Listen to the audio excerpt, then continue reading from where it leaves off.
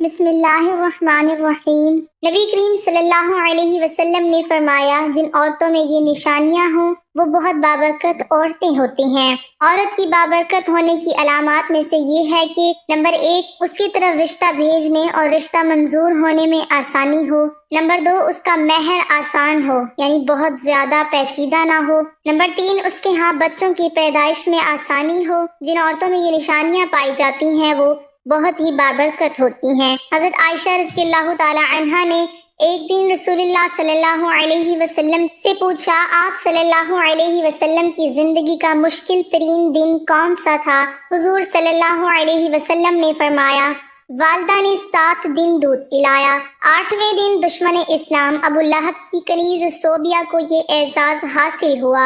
صوبیہ نے دودھ بھی پلایا اور دیکھ بھال بھی کی۔ یہ چند دن کی دیکھ بھال تھی، یہ چند دن کا دودھ تھا، لیکن ہمارے رسول صلی اللہ علیہ وسلم نے اس احسان کو پوری زندگی یاد رکھا۔ مکہ کا دور تھا تو صوبیہ کو میری ماں کہہ کر پکارتے تھے، ان سے حسن سلوک بھی فرماتے تھے، ان کی مالی معاونت بھی کرتے تھے۔ مدنی دور آیا تو مدینہ سے ابو لہب کی کنیز صوبیہ کے لیے کپڑے اور رقم بھجواتے تھے۔ یہ ہے شریعت۔ حضرت حلیمہ سعدیہ رضائی ماں تھی، یہ ملاقات کے لیے آئیں، دیکھا تو اٹھ کھڑے ہوئے اور میری ماں پکارتے ہوئے ان کی طرف دوڑ پڑے۔ وہ قریب آئیں تو اپنے سر سے وہ چادر اتار کر زمین پر بچھا دی جسے ہم کائنات کی قیمتی ترین متاع سمجھتے ہیں۔ اپنی رضائی ماں کو اس پر بٹھایا، غور سے ان کی بات سنی اور ان کی تمام حاجتیں پوری فرما دی۔ یہ بھی ذہن میں رہے، حضرت حلیمہ سعدیہ نے اسلام قبول نہیں کیا تھا، وہ اپنے پرانے مذہب پر قائم رہی تھی۔ فتح مکہ کے وقت حضرت حلیمہ کی بہن خدمت میں حاضر ہوئی، ماں کے بارے میں پوچھا، بتایا گیا وہ انتقال فرما چکی ہیں۔ رسول اللہ صلی اللہ علیہ وسلم کی آنکھوں میں آنسو آ گئے، روتے جاتے تھے اور حضرت حلیمہ کو یاد کرتے جاتے تھے۔ رضائی خالہ کو لباس، سواری اور 100 درہم عنایت کیے۔ رضائی بہن شیمہ غزوہ حنین کے قیدیوں میں شریک تھی، پتہ چلا تو انہیں بلایا، اپنی چادر بچھا کر بٹھایا، اپنے ہاں قیام کی دعوت دی۔ حضرت شیمہ نے اپنے قبیلے میں واپس جانے کی خواہش ظاہر کی۔ رضائی بہن کو غلام، لونڈی اور بکریاں دے کر رخصت کر دیا۔ یہ بعد ازاں اسلام لے آئیں، یہ ہے شریعت۔ 13 جنگ بدر کے قیدیوں میں پڑھے لکھے کفار بھی شامل تھے۔ ان کافروں کو مسلمانوں کو پڑھانے، لکھانے اور سکھانے کے عوض رہا کیا گیا۔ حضرت زید بن ثابت رضی اللہ تعالی عنہ کو عبرانی سیکھنے کا حکم دیا۔ آپ رضی اللہ تعالی عنہ نے عبرانی سیکھی اور یہ اس زبان میں یہودیوں سے خط و کتابت کرتے رہے۔ کافروں کا ایک شاعر تھا، سہیل بن عمرو، یہ رسول اللہ صلی اللہ علیہ وسلم کے خلاف اشتعال انگیز تقریریں بھی کرتا تھا اور توہین آمیز شعر بھی کہتا تھا۔ یہ جنگ بدر میں گرفتار ہوا۔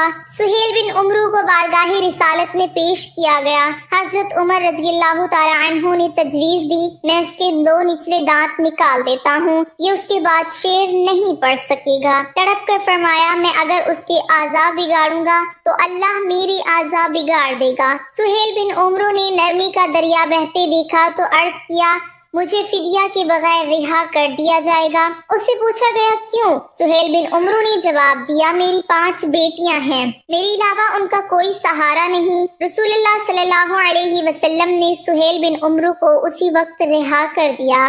سہیل بن عمرو شاعر بھی تھا اور گستاخ رسول صلی اللہ علیہ وسلم بھی، لیکن رحمت للعالمین صلی اللہ علیہ وسلم کی غیرت نے گوارا نہ کیا یہ 5 بچیوں کے کفیل کو قید میں رکھیں یا پھر اس کے 2 دانت توڑ دیں۔ یہ ہے شریعت۔ غزوہ خندق کا واقعہ ملاحظہ کیجئے۔ عمرو بن عبدود مشرک بھی تھا، ظالم بھی، اور کفار کی طرف سے مدینہ پر حملہ آور بھی۔ جنگ کے دوران عمرو بن عبدود مارا گیا، اس کی لاش تڑپ کر خندق میں گر گئی۔ کفار اس کی لاش نکالنا چاہتے تھے لیکن انہیں خطرہ تھا مسلمان ان پر تیر برسا دیں گے۔ کفار نے اپنا سفیر بھیجوایا، سفیر نے لاش نکالنے کے عوض 10,000 دینار دینے کی پیشکش کی۔ رحمت للعالمین صلی اللہ علیہ وسلم نے فرمایا، میں مردہ فروش نہیں ہوں، ہم لاشوں کا سودا نہیں کرتے، یہ ہمارے لیے جائز نہیں۔ کفار کو عمرو بن عبدود کی لاش اٹھانے کی اجازت دے دی۔ خیبر کا قلعہ فتح ہوا تو یہودیوں کی عبادت گاہوں میں تورات کے نسخے پڑے تھے۔ تورات کے سارے نسخے اکٹھے کروائے اور نہایت ادب کے ساتھ یہ نسخے یہودیوں کو پہنچا دیے، اور خیبر سے واپسی پر فجر کی نماز کے لیے جگانے کی ذمہ داری حضرت بلال رضی اللہ تعالی عنہ کو سونپی گئی۔ حضرت بلال رضی اللہ تعالی عنہ کی آنکھ لگ گئی، سورج نکل آیا تو قافلے کی آنکھ کھلی۔ رسول اللہ صلی اللہ علیہ وسلم نے حضرت بلال رضی اللہ تعالی عنہ سے فرمایا، بلال آپ نے یہ کیا کیا؟ حضرت بلال رضی اللہ تعالی عنہ نے عرض کیا، یا رسول اللہ صلی اللہ علیہ وسلم، جس ذات نے آپ صلی اللہ علیہ وسلم کو سلایا اس نے مجھے بھی سلا دیا۔ تبسم فرمایا اور حکم دیا، تم اذان دو۔ اذان دی گئی۔ آپ صلی اللہ علیہ وسلم نے نماز ادا کروائی اور پھر فرمایا، تم جب نماز بھول جاؤ تو پھر جس وقت یاد آئے اسی وقت پڑھ لو، یہ ہے شریعت۔ حضرت حذیفہ بن یمان رضی اللہ تعالی عنہ سفر کر رہے تھے۔ کفار جنگ بدر کے لیے مکہ سے نکلے۔ کفار نے راستے میں حضرت حذیفہ رضی اللہ تعالی عنہ کو گرفتار کر لیا۔ آپ سے پوچھا گیا، آپ کہاں جا رہے ہیں؟ حضرت حذیفہ رضی اللہ تعالی عنہ نے عرض کیا، مدینہ۔ کفار نے ان سے کہا، آپ اگر وعدہ کرو آپ جنگ میں شریک نہیں ہوں گے تو ہم آپ کو چھوڑ دیتے ہیں۔ حضرت حذیفہ رضی اللہ تعالی عنہ نے وعدہ کر لیا۔ یہ اس کے بعد سیدھے مسلمانوں کے لشکر میں پہنچ گئے۔ مسلمانوں کو اس وقت مجاہدین کی ضرورت بھی تھی، جانوروں کی بھی اور ہتھیاروں کی بھی، لیکن جب حضرت حذیفہ رضی اللہ تعالی عنہ کے وعدے کے بارے میں علم ہوا تو مدینہ بھجوا دیا گیا اور فرمایا، ہم کافروں سے معاہدے پورے کرتے ہیں اور ان کے مقابلے میں صرف اللہ تعالیٰ سے مدد چاہتے ہیں۔ نجران کے عیسائیوں کا 14 رکنی وفد مدینہ منورہ آیا۔ رسول اللہ صلی اللہ علیہ وسلم نے عیسائی پادریوں کو نہ صرف ان کے روایتی لباس میں قبول فرمایا بلکہ انہیں مسجد نبوی صلی اللہ علیہ وسلم میں بھی ٹھہرایا اور انہیں ان کے عقیدے کے مطابق عبادت کرنے کی اجازت بھی دی۔ یہ عیسائی وفد جتنا عرصہ مدینہ میں رہا، یہ مسجد نبوی صلی اللہ علیہ وسلم میں مقیم رہا اور مشرق کی طرف منہ کر کے عبادت کرتا رہا۔ ایک مسلمان نے کسی اہل کتاب کو قتل کر دیا۔ آپ صلی اللہ علیہ وسلم نے مسلمان کے خلاف فیصلہ دیا اور یہ مسلمان قتل کے جرم میں قتل کر دیا گیا۔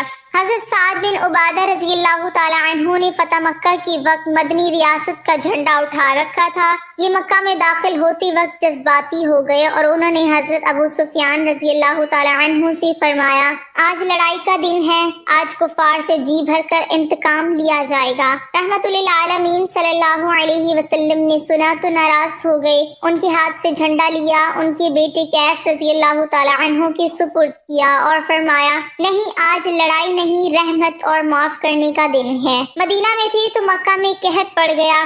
مدینے سے رقم جمع کی، خوراک اور کپڑے اکٹھے کیے اور یہ سامان مکہ بھجوا دیا اور ساتھ ہی اپنے اتحادی قبائل کو ہدایت کی، مکہ کے لوگوں پر برا وقت ہے، آپ لوگ ان سے تجارت ختم نہ کریں۔ مدینہ کے یہودی اکثر مسلمانوں سے یہ بحث چھیڑ دیتے تھے، نبی اکرم صلی اللہ علیہ وسلم فضیلت میں بلند ہیں یا حضرت موسیٰ علیہ السلام۔ یہ معاملہ جب بھی دربار رسالت میں پیش ہوتا، رسول اللہ صلی اللہ علیہ وسلم مسلمانوں سے فرماتے، آپ لوگ اس بحث سے پرہیز کیا کریں۔ سماسہ بن آسال نے رسول اللہ صلی اللہ علیہ وسلم کو قتل کرنے کا اعلان کر رکھا تھا۔ یہ گرفتار ہو گیا، اسلام قبول کرنے کی دعوت دی، اس نے انکار کر دیا۔ یہ 3 دن قید میں رہا، اسے 3 دن دعوت دی جاتی رہی۔ یہ مذہب بدلنے پر تیار نہ ہوا تو اسے چھوڑ دیا گیا۔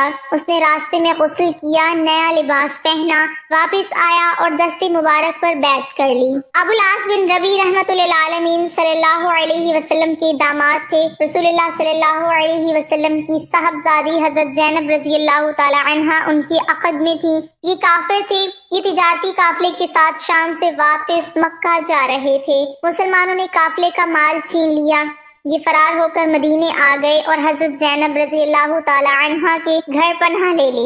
صاحبزادی مشورے کے لیے بارگاہ رسالت میں پیش ہو گئی۔ رسول اللہ صلی اللہ علیہ وسلم نے فرمایا، ابو العاص کی رہائش کا اچھا بندوبست کرو مگر وہ تمہارے قریب نہ آئے کیونکہ تم اس کے لیے حلال نہیں ہو۔ حضرت زینب رضی اللہ تعالی عنہا نے عرض کیا، ابو العاص اپنا مال واپس لینے آیا ہے۔ مال چھیننے والوں کو بلایا اور فرمایا گیا یہ مال غنیمت ہے اور تم اس کے حقدار ہو، لیکن اگر تم مہربانی کر کے ابو العاص کا مال واپس کر دو تو اللہ تعالیٰ تمہیں اجر دے گا۔ صحابہ رضی اللہ تعالیٰ عنہ نے مال فوراً واپس کر دیا۔ حضرت زینب رضی اللہ تعالیٰ عنہ قبول اسلام کی وجہ سے مشرک خامد کے لیے حلال نہیں تھی، لیکن رسول اللہ صلی اللہ علیہ وسلم نے داماد کو صاحبزادی کے گھر سے نہیں نکالا۔ یہ ہے شریعت۔ حضرت عائشہ رضی اللہ تعالیٰ عنہ ایک دن رسول اللہ صلی اللہ علیہ وسلم سے پوچھتی ہیں زندگی کا مشکل ترین دن کون سا تھا؟ فرمایا وہ دن جب میں طائف گیا اور عبد یا لیل نے شہر کے بچے جمع کر کے مجھ پر پتھر برسائے۔ میں اس دن کی سختی نہیں بھول سکتا۔ عبد یا لیل طائف کا سردار تھا۔ اس نے رسول اللہ صلی اللہ علیہ وسلم پر اتنا ظلم کیا تھا کہ اللہ تعالیٰ کی رحمت بھی جلال میں آ گئی۔ حضرت جبرائیل امین علیہ السلام تشریف لائے اور عرض کیا اگر اجازت دیں تو ہم اس پورے شہر کو دو پہاڑوں کے درمیان پیس دیں۔ یہ سیرت کا اس نوعیت کا واحد واقعہ تھا کہ جبرائیل امین علیہ السلام نے گستاخ رسول پر کسی بستی کو تباہ کرنے کی پیشکش کی ہو اور عبد یا لیل اس ظلم کی وجہ تھا۔ عبد یا لیل ایک بار طائف کے لوگوں کا وفد لے کر مدینہ منورہ آیا۔ رسول اللہ صلی اللہ علیہ وسلم نے مسجد نبوی صلی اللہ علیہ وسلم میں اس کا خیمہ لگایا اور عبد یا لیل جتنے دن مدینہ میں رہا رسول اللہ صلی اللہ علیہ وسلم ہر روز نماز عشاء کے بعد اس کے پاس جاتے، اس کا حال احوال پوچھتے، اس کے ساتھ گفتگو کرتے اور اس کی دل جوئی کرتے۔ عبداللہ بن ابی منافق اعظم تھا، یہ فوت ہوا تو اس کی تدفین کے لیے اپنا کرتا مبارک بھی دیا، اس کی نماز جنازہ بھی پڑھائی اور یہ بھی فرمایا میری 70 دعاؤں سے اگر اس کی مغفرت ہو سکتی تو میں 70 مرتبہ سے زیادہ اس کے لیے دعا کرتا۔ یہ ہے شریعت۔ مدینہ کی حدود میں آپ کی حیات میں 9 مسجدیں تعمیر ہوئیں۔